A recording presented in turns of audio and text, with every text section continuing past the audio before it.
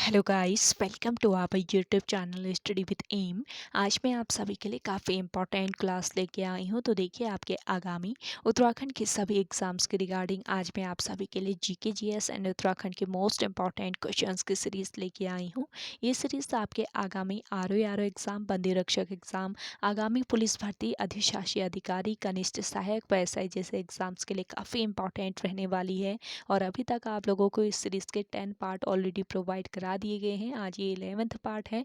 अगर आप लोगों ने पुराने पार्ट नहीं देखे हैं तो आप स्टडी विद एम पर विजिट करके देख सकते हैं। चलिए, आज की सीरीज़ को हम स्टार्ट कर लेते हैं। स्टार्ट करने से पहले जिन लोगों ने अभी तक हमारे YouTube channel study with M को सब्सक्राइब नहीं किया है वो सब्सक्राइब कर लें। साथ ही साथ बगल में जो बेल आइकन दिख रहा है इसे भी प्रेस कर लें ताकि हम कोई भी वीडियो डालते हैं तो उसका नोटिफिकेशन आपके पास तुरंत पहुंच जाए। आप सभी लोग हमारे टेलीग्राम ग्रुप को भी ज्वाइन कर सकते हैं। ये भी स्टडी विद एम के नाम से ही बना हुआ है और टेलीग्राम ग्रुप पर रात को 8 बजे क्विज का भी आयोजन किया जाता है। इसके अलावा अगर आप लोगों को इस सीरीज़ की पीडीएफ चाहिए तो वो भी आपको टेलीग्राम ग्रुप पर ही मिल जाएगी। चलिए, आज की इस सीरीज़ को हम स्टार्ट कर लेते हैं। देखिए, अराउंड 200 क्वेश्चन हम पुरानी सीरीज़ में कवर कर चुके हैं। आज हम 201 से कंटिन्यू करेंगे। आपके देखिए, UK triple SC and UK PSC दोनों ने ही अपने एग्ज़ाम कैलेंडर जारी कर दिए हैं। तो आने वाले सभी उत्तराखंड एग्ज़ाम के लिए ये क्लास आपकी इम्पॉर्टेंट रहेगी। तो आप डेली इसे रात को 8 बजे फॉलो कर सकते हैं स्टडी विद एम पर विजिट करके। चलिए, स्टार्ट कर लेते हैं। इस सीरीज़ में हम 201 से कवर करेंगे। तो 201 नंबर का क्वेश्चन है आपका, देवभूमि मुस्कान योजना किस वर्ष से शुरू की गई। देखिए, देवभूमि मुस्कान योजना शुरू की गई थी वर्ष 2009 में। ऑप्शन थर्ड यहाँ पे आपका राइट आंसर है। 2009 में शुरू की गई यह योजना समाज के वंचित वर्ग के छात्रों को उत्कृष्ट शिक्षा दिलाने के लिए शुरू की गई है। ये ध्यान रखेंगे, शिक्षा से इस योजना का संबंध है और इस योजना के तहत निःशुल्क शिक्षा दी जाती है। खनन कार्य से जो लोग जुड़े हुए होते हैं उनके बच्चे भी इस योजना में सम्मिलित रहते हैं। अगला क्वेश्चन देखेंगे, लड़ीधुरा मेला किस जनपद में आयोजित किया जाता है। देखिए, इंपॉर्टेंट क्वेश्चन है। लड़ीधुरा मेला लगता है आपके चंपावत जनपद में। ऑप्शन फोर्थ इस क्वेश्चन का करेक्ट आंसर है। लड़ीधुरा मेला चंपावत जनपद के बाराकोट, चंपावत जनपद के बारा कोट नामक स्थान में एक मंदिर है, पमदा देवी का मंदिर। तो यहाँ पर इस मेले का आयोजन किया जाता है। और इस मेले का आयोजन कब होता है? कार्तिक पूर्णिमा के दिन, कार्तिक पूर्णिमा को इस मेले का आयोजन किया जाता है। नेक्स्ट क्वेश्चन है आपका, राज्य में सर्वाधिक संगमरमर भंडार वाला जिला है। देखिए, राज्य में सर्वाधिक संगमरमर भंडार वाला जिला है आपका देहरादून जिला। ऑप्शन फोर्थ बिल्कुल राइट आंसर है। देखिए, संगमरमर जो है ये मुख्य रूप से देहरादून, इसके अलावा टिहरी में, देहरादून एवं टिहरी जिलों में तथा थोड़ी मात्रा में ये चमोली में भी पाया जाता है। चमोली के अलकनंदा व बिरही गंगा घाटियों में पाया जाता है थोड़ी मात्रा में। और मसूरी के पास संगमरमर के पर्याप्त भंडार हैं, इस पॉइंट को भी याद रखें। अगला क्वेश्चन है आपका, राज्य में वन पंचायतों के नियंत्रण में कितना प्रतिशत वन है। मोस्ट इंपॉर्टेंट क्वेश्चन है। तो देखिए, राज्य में वन पंचायतों के नियंत्रण में 15.32%, 15.32% वन जो है ये नियंत्रण में है पंचायतों के। तो ये आपको याद रखना है राज्य में। तो इम्पॉर्टेंट क्वेश्चन है, ध्यान रखिएगा। अगला क्वेश्चन देखेंगे, निम्न में कौन सा बुग्याल उत्तरकाशी में स्थित है। उत्तरकाशी में स्थित बुग्याल है इनमें से आपका कौन सा बुग्याल? द्यारा बुग्याल। ऑप्शन थर्ड बिल्कुल राइट आंसर है। देखिए, द्यारा बुग्याल में शीतकाल में स्कीइंग प्रशिक्षण होता है और इस बुग्याल को पर्वतारोही चंद्रप्रभा एतवाल ने पर्यटन मानचित्र में स्थान दिलाया। इस बुग्याल को पर्वतारोही चंद्रप्रभा एतवाल ने पर्यटन मानचित्र में स्थान दिलाया। पूछ लिया जा सकता है किसने स्थान दिलाया है इस बुग्याल को। बात करें बगजी बुग्याल की। देखिए, बगजी जो बुग्याल है आपका ये है कहाँ पर? चमोली में। चमोली जनपद में पिंडर और कैल के बीच स्थित है और यहाँ से हिमालय का सबसे भव्य दर्शन होता है। बेदनी बुग्याल की बात करें तो ये उत्तराखंड राज्य का सबसे बड़ा बुग्याल है। चमोली जिले में स्थित है ये बुग्याल और इसे वेदों का पुण्ययन स्थल माना जाता है। और 11 बुग्याल हो गया आपका उत्तरकाशी में। नेक्स्ट क्वेश्चन देखेंगे, निम्न में से कौन उत्तराखंड की प्राचीन प्रजाति नहीं है? तो देखिए इनमें से उत्तराखंड की प्राचीन प्रजाति नहीं है, कौन सी नहीं है? देखिए यक्ष है, नाग है, लेकिन किन्नर भी है, खासी नहीं है। तो यहाँ पे आपका ऑप्शन थर्ड बिल्कुल राइट आंसर हो जाएगा। अगला क्वेश्चन देखेंगे, निम्नलिखित में से कौन सा राज्य भारत में रबर की खेती के लिए प्रसिद्ध है? तो देखिए इनमें से भारत में रबर की खेती के लिए प्रसिद्ध राज्य है केरल राज्य। ऑप्शन फोर्थ करेक्ट आंसर हो जाएगा। देखिए भारत में रबर का सर्वाधिक उत्पादन करने वाला राज्य है केरल राज्य। वर्ष 2018-19 के आंकड़ों के अनुसार केरल भारत में कुल प्राकृतिक रबर का लगभग 75 से 80% उत्पादन करता है और भारत में प्राकृतिक रबर उत्पादन के मामले में त्रिपुरा जो है ये दूसरे स्थान पर है। दूसरे स्थान पर कौन सा राज्य है पूछ लिया जाए तो सेकंड नंबर पर है त्रिपुरा राज्य। और देश में रबर बोर्ड का मुख्यालय कहाँ पर स्थित है पूछ लिया जा सकता है इस क्वेश्चन से रिलेट करके। तो देश में रबर बोर्ड का जो हेडक्वार्टर है ये केरल में स्थित है, केरल राज्य में, केरल के कोट्टायम में स्थित है। अगला क्वेश्चन देखेंगे, सत्यशोधक मंडल के संस्थापक कौन थे? देखिए इंपॉर्टेंट क्वेश्चन है आपका। सत्यशोधक मंडल के संस्थापक थे ज्योतिबा फुले। ऑप्शन फर्स्ट बिल्कुल राइट आंसर है। सत्यशोधक मंडल या सत्यशोधक समाज इसे कहा जाता है। तो 24 सितंबर 1873 में ज्योतिबा फुले द्वारा स्थापित एक पंथ है सत्यशोधक समाज और यह एक छोटे से समूह के रूप में शुरू हुआ था और इसका उद्देश्य शूद्र एवं अस्पृश्य जाति के लोगों को विमुक्त करना था। अगला क्वेश्चन देखेंगे, ऑपरेशन ब्लैक बोर्ड कार्यक्रम किस वर्ष से प्रारंभ किया गया था? तो देखिए ऑपरेशन ब्लैक बोर्ड जो कार्यक्रम है ये प्रारंभ किया गया 1987 से। ऑप्शन फोर्थ इस क्वेश्चन का राइट आंसर हो जाएगा। ऑपरेशन ब्लैक बोर्ड की स्थापना 7वीं पंचवर्षीय योजना के तहत की गई थी। इंपॉर्टेंट पॉइंट है, किस पंचवर्षीय योजना के तहत इसकी स्थापना की गई थी पूछ लिया जा सकता है। तो कौन सी ये पंचवर्षीय योजना है? 7वीं पंचवर्षीय योजना।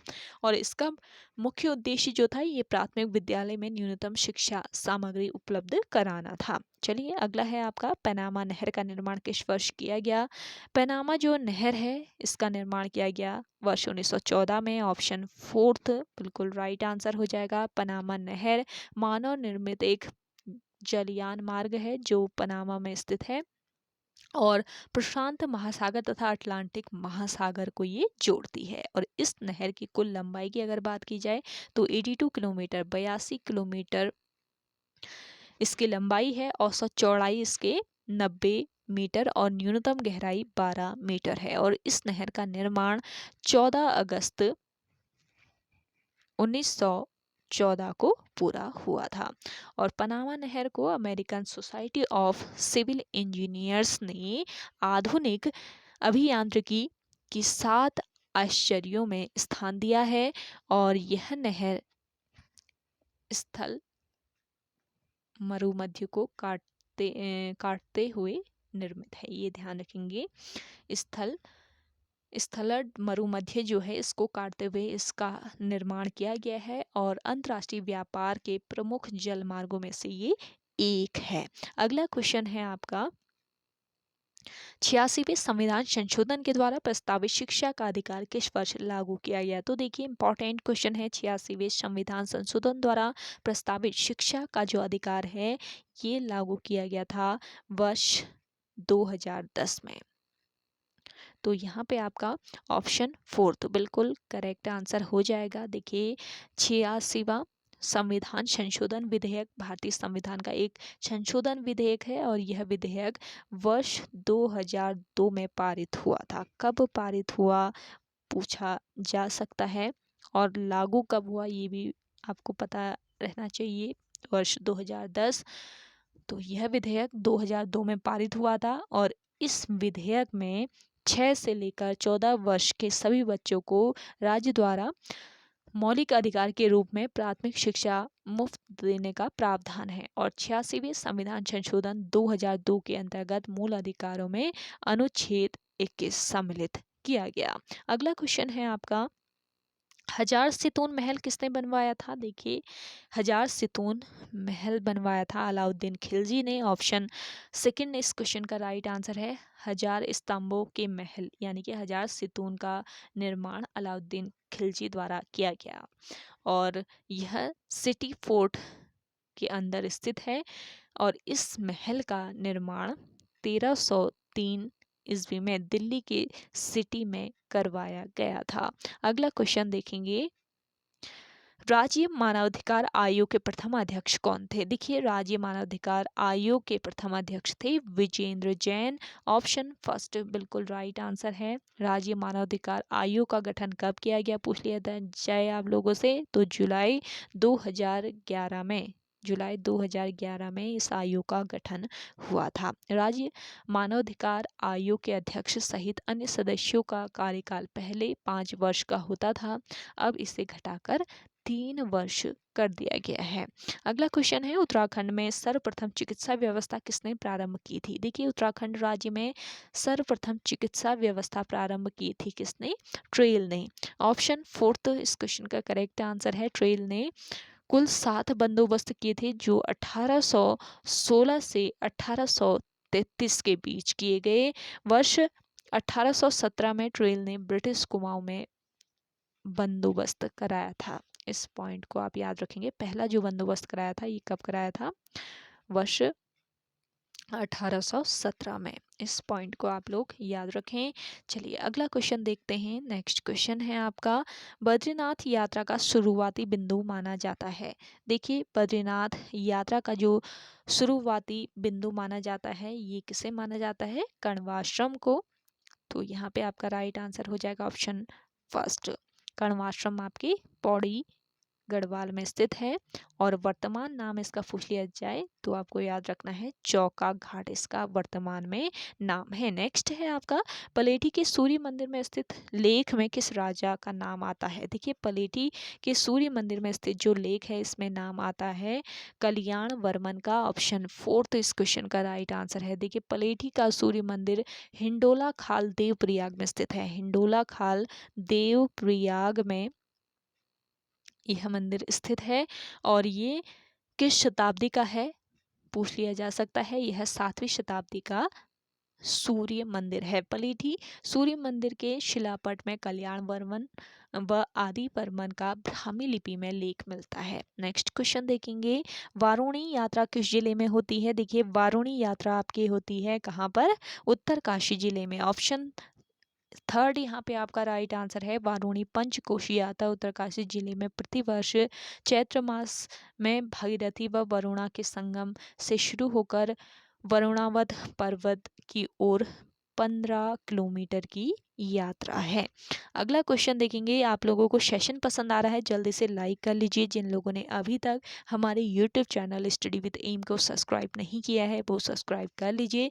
आप लोग सपोर्ट कीजिए ना थोड़ा सा। देखिए, मेहनत यहाँ पे काफ़ी लगती है हमें इस सीरीज़ को बनाने में, तो आप लोगों का यहाँ पे जो योगदान है बहुत कम मिल पा रहा है। सब्सक्राइब आप लोग कर लीजिए चैनल, अगर आप लोग नए हैं चैनल पर तो सब्सक्राइब कर लीजिए, बिल्कुल फ्री ऑफ कॉस्ट है। सब्सक्राइब करने का कोई भी चार्ज नहीं लगने वाला, तो आप लोग चैनल सब्सक्राइब कर लीजिए। साथ ही साथ शेयर कीजिए और कमेंट करके बताइएगा आप लोगों को आज की ये सीरीज़ कैसी लग रही है। चलिए नेक्स्ट क्वेश्चन देखते हैं। गंगा जल विक्रय पर कर आरोपित करने वाला टिहरी नरेश था।